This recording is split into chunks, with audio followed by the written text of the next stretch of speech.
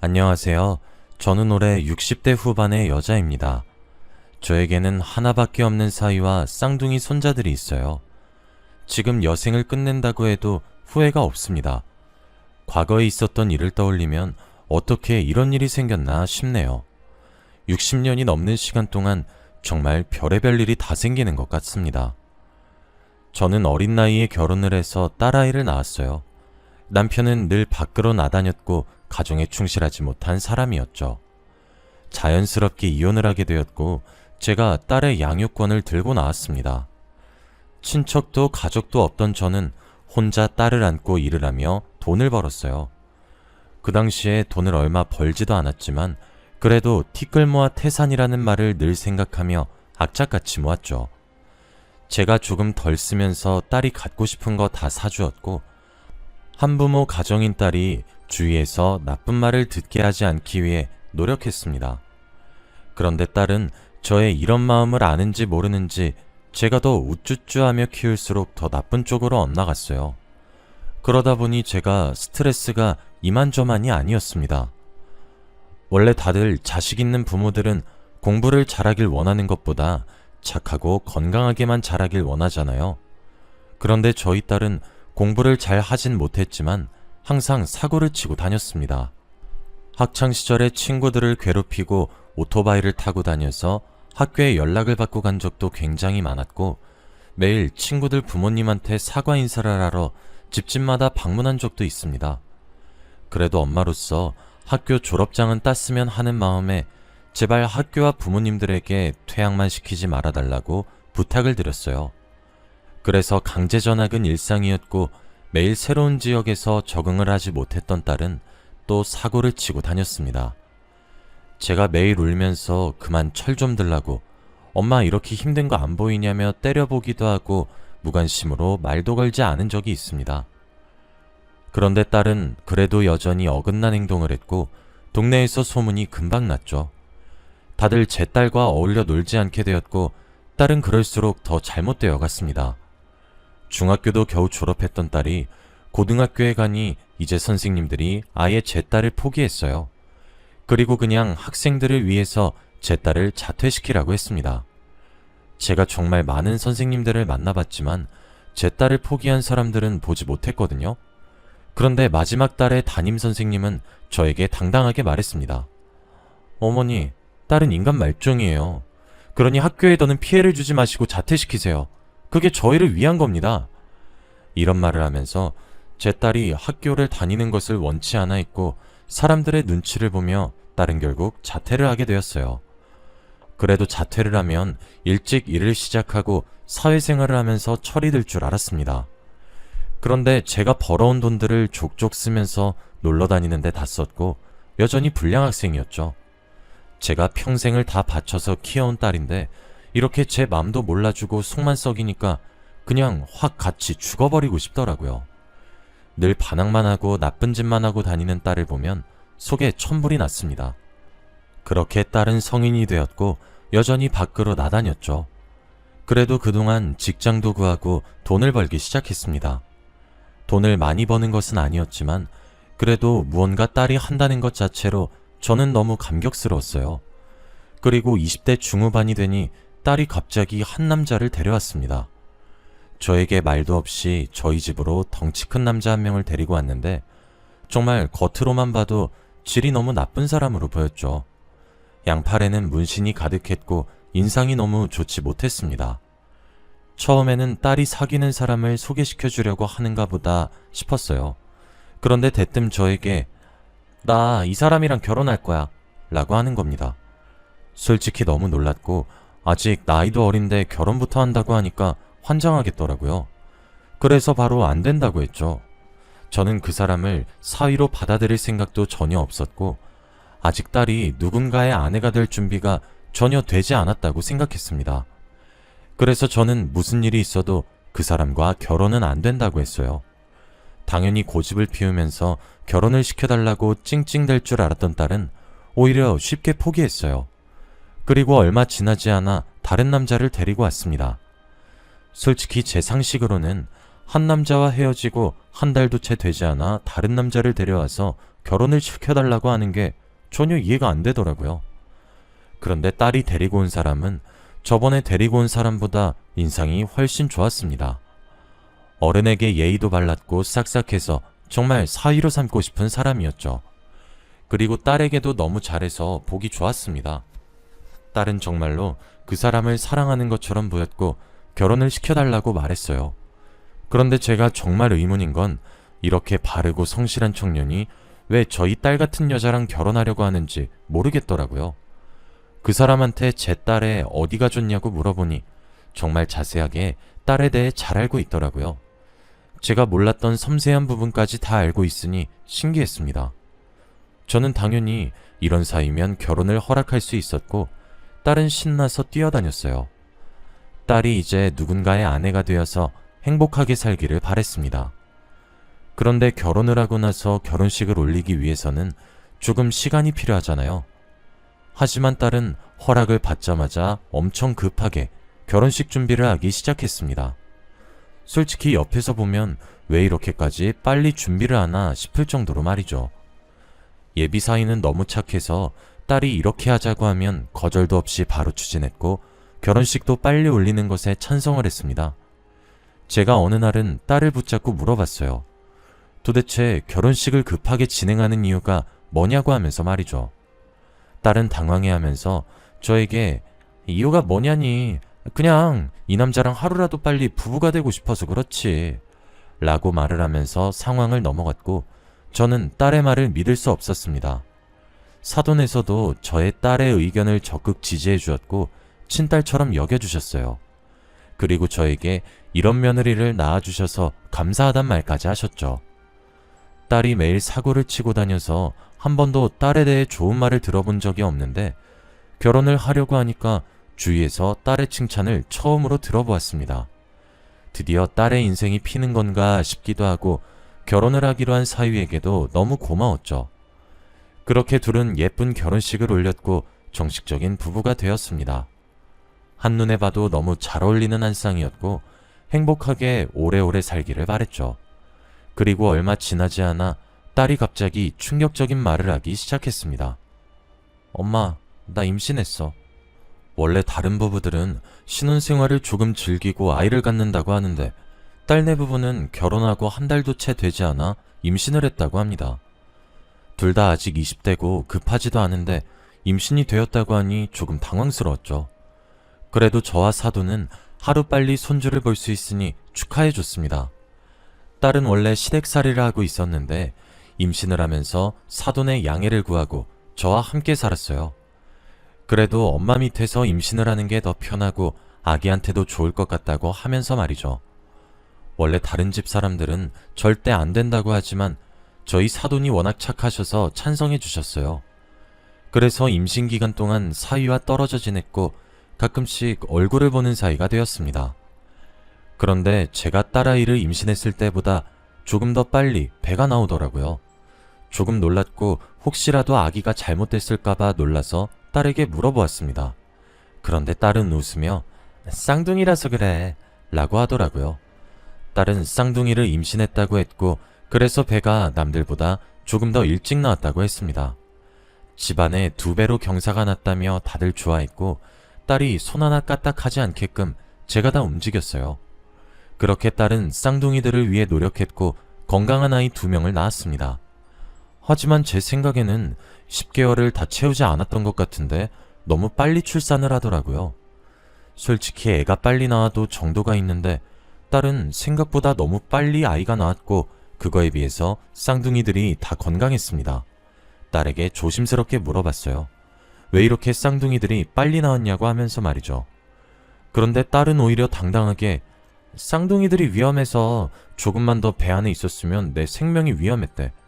그래서 어쩔 수 없이 급하게 제왕절개로 출산한 거야 라고 했어요. 저는 그때도 딸의 말을 철석같이 믿었습니다. 지금 생각해보면 제가 정말 한심하고 바보 같았던 것 같네요. 그렇게 딸이 출산하고 시댁으로 들어가서 본격적인 육아를 하기 시작했습니다. 다행히도 시댁에서 저희 딸과 쌍둥이들을 너무 잘 보살펴 주셔서 제가 걱정할 게 없었어요. 그래도 엄마 입장에서 딸이 다른 집에 얹혀서 산다고 생각하니까 조금 많이 두려웠는데 다행히도 딸은 그곳에서 잘 적응하고 있었습니다. 사위 같은 남자가 제 딸과 결혼한 것도 고마워 죽겠는데 거기다가 딸을 저보다 더 친딸처럼 여겨주시니 어찌할 바를 모르겠더군요. 저도 사돈 집에 자주 놀러가고 사돈도 저희 집에 자주 놀러오면서 사이가 좋았습니다. 이렇게 저는 평생 행복한 가족이 될 줄 알았어요. 그런데 이건 저만의 착각이었습니다. 제가 사돈 집으로 놀러 가려고 하니 어느 날부턴가 사돈이 계속 약속을 미루기 시작했습니다. 약간 오지 말라는 듯한 신호로 느껴졌고 눈치껏 더 이상 사돈 댁에 가지 않았어요. 그리고 사이가 점점 쌍둥이들과 제 딸에게 멀어지고 있는 듯한 느낌을 받았습니다. 제가 딸과 연락을 하면 쌍둥이들을 육아하는 건 항상 딸이더라고요. 그리고 시댁 사람들이 하나도 도와주지 않아서 너무 서럽다고 했습니다. 저는 갑작스럽게 변한 그들의 태도에 너무 당황스러웠고 왜 때문에 그런지 너무 궁금했죠. 원래 사위의 카톡 프로필이나 SNS에서도 쌍둥이들과 딸의 사진으로 가득했습니다. 그런데 어느 순간부터 모든 사진들이 다 내려가면서 솔로인 척을 하더라고요. 솔직히 그때 믿었던 사위한테 너무 많이 실망했습니다. 딸 말로는 매일 밖에서 다른 여자를 만나고 다닌다고 했죠. 카톡 사진을 봐도 다른 여자와 찍은 사진들을 프로필로 설정하였고 SNS를 봐도 항상 다른 여자와 맛있는 것을 먹으러 다녔습니다. 솔직히 마음속으로 그 착한 사이가 저희를 속이고 사기 결혼을 한 줄 알았어요. 그리고 아이들한테 관심도 없는 무능한 아빠라고 생각했습니다. 결국 딸은 제가 살던 집으로 돌아왔고 저와 단둘이서 쌍둥이들을 돌봤습니다. 딸은 저희 집에 있으면서 시댁 사람들과 연락을 한 통도 하지 않았고 명절에는 찾아가지도 않았습니다. 오히려 남보다 못한 사이 같았죠.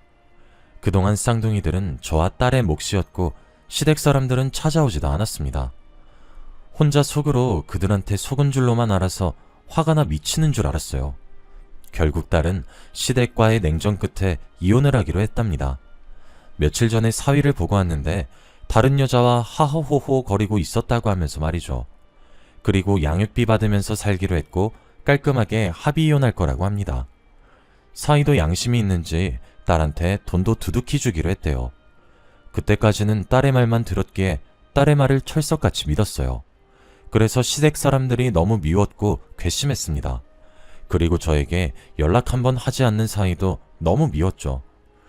그런데 딸이 이렇게 이혼을 하고 혼자서 쌍둥이들을 키운다는 게 감당이 되지 않았는지 매일 밖으로 나다녔습니다. 예전에 반항하던 시절이 자꾸 떠오를 만큼 친구들을 만나러 다녔고 술이 만취된 채로 집에 돌아왔죠.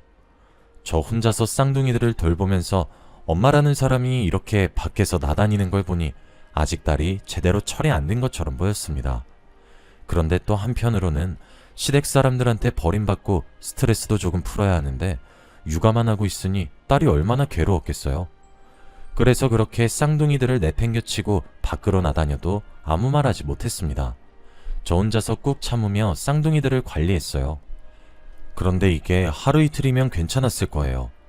하지만 이게 한 달이 되고 1년이 되면서 정말 힘들더라고요. 딸에게 이만 쌍둥이들에게 관심 좀 가지라고 말을 하면 엄마, 나 그동안 시댁에서 스트레스 너무 많이 받았거든? 그래서 스트레스를 좀 풀어야겠어. 라는 말을 이혼한 지 1년이 지나서도 말을 했습니다. 항상 이런 핑계를 대면서 집을 나갔고 저는 밤새 쌍둥이들을 돌봐야 했죠.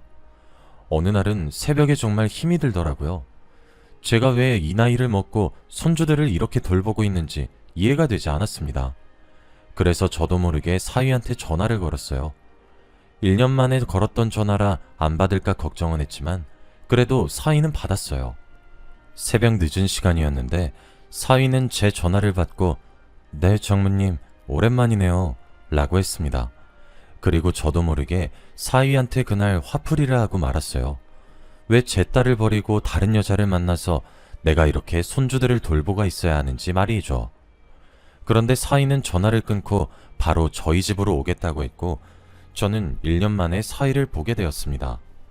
예전에 비해 얼굴이 많이 상해 있었고 그동안 많은 일이 있었던 것 같더라고요. 그리고 쌍둥이들을 보면서 눈물을 뚝뚝 흘리기 시작했습니다. 그런데 원래 사이를 잘 보지 않아서 몰랐지만 쌍둥이들 옆에 사이가 있으니 너무 다르게 생겼더라고요. 다른 사람이 보면 아빠라고 믿어지지 않을 만큼 말이죠. 그렇다고 딸은 또 닮았었습니다. 혼자 의아해하면서 생각하고 있었는데 사이가 갑자기 충격적인 말을 하기 시작했어요. 어머니는 꼭 아셔야 할 것 같아서 말씀드립니다. 쌍둥이들을 보면서 울던 사이가 갑자기 중요한 말이라며 한 이야기는 정말 충격적이었어요. 왜냐하면 쌍둥이는 사위의 자식이 아니라고 했거든요. 저는 그게 무슨 소리냐며 말이 되는 소리를 하라고 소리쳤습니다. 그런데 사위는 저에게 제 딸이 자신과 결혼하기 전에 만났던 남자 사이에서 생긴 아이라고 했어요. 순간 머릿속에는 사위를 집에 데리고 오기 전에 처음 왔었던 덩치 큰 남자가 생각났고, 그리고 쌍둥이의 얼굴을 보니 그 남자와 완전 판박이었습니다. 저는 온몸에 소름이 돋았고 말문이 턱 막혔어요. 사위는 그 사실을 알고 나서 딸이 용서를 했다면 아무 말하지 않고 쌍둥이들을 키우려고 했대요. 그런데 딸은 오히려 적반하장의 태도를 보이면서 그래서 왜? 라고 했다고 합니다. 아주 당당하게 짐을 싸서 집을 나갔고 몇 달간은 찜질방에서 살았다가 쌍둥이들이 너무 많이 울어서 쫓겨나고 저희 집으로 온 거래요. 그때는 이미 이혼한 뒤라고 합니다. 저는 사위의 말을 듣고 그제서야 퍼즐 조각이 맞추어졌어요. 그래서 남들보다 배가 더 빨리 나왔고 딸이 더 빨리 출산을 했던 거였습니다. 그런데 저에게 얼굴 표정 하나 안 바뀌고 거짓말을 했던 거였어요. 정말 딸에게 미친 듯이 화가 났고 남아있던 정이 후두둑 떨어졌어요. 그런데 그때 술에 떡이 된 딸이 집으로 돌아왔습니다. 그리고 집에 있는 사위를 보고 뭐야? 네가 왜 여기 있어?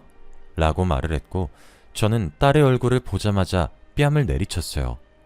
네가 그러고도 사람이야? 애 낳고 이제 좀 어른이 된 줄 알았더니 아직도 새파랗게 어린애였어? 제가 이 말을 하니 딸은 헛웃음을 치면서 사위를 째려보았고 너 진짜 쓰레기구나. 어떻게 우리 엄마한테 고자질할 생각을 해? 라고 했어요. 딸은 반성하는 기미가 전혀 보이지 않았고 도저히 저는 그 아이를 제 딸로 여기고 싶지도 않았습니다. 딸은 그렇게 집을 나갔고 집안에는 사위와 저 그리고 쌍둥이들만 남았어요. 그리고 저는 사위한테 사과를 했습니다. 잘못이 있다면 이런 못난 딸을 낳은 제 잘못이겠죠.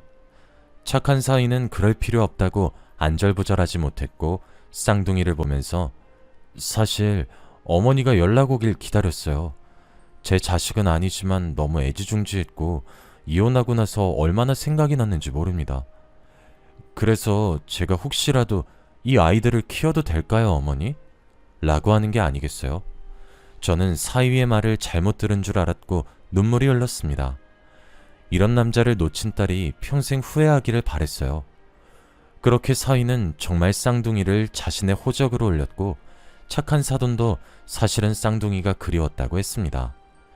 저는 그들한테 평생 갚지 못할 빚을 졌고 양육비도 매달 많은 돈을 보내고 있어요. 딸은 그 뒤로 집을 나가서 연락도 없고 집에 들어오지도 않습니다. 솔직히 어떻게 살고 있는지 궁금은 하지만 제가 절대 먼저 연락 안 하려고요. 그런 딸을 평생 뒷바라지하고 딸의 말을 철석같이 믿었던 걸로 엄마의 도리는 다 했다고 생각합니다. 저는 지금 사돈댁과 사위한테 고마워하기도 바쁘고 평생 사죄하는 마음으로 살아가려고 해요. 정말 사위가 아니었다면 제 인생은 어떻게 흘러갔을지 상상도 안 됩니다. 솔직히 마음 같아서는 딸이 평생 돌아오지 않았으면 해요. 딸이 꼭 천벌을 받았으면 좋겠습니다. 여러분도 자식이라고 꼭 편들지 말길 바래요. 저처럼 큰 코 다칩니다. 저의 이야기는 여기까지예요. 들어주셔서 감사합니다.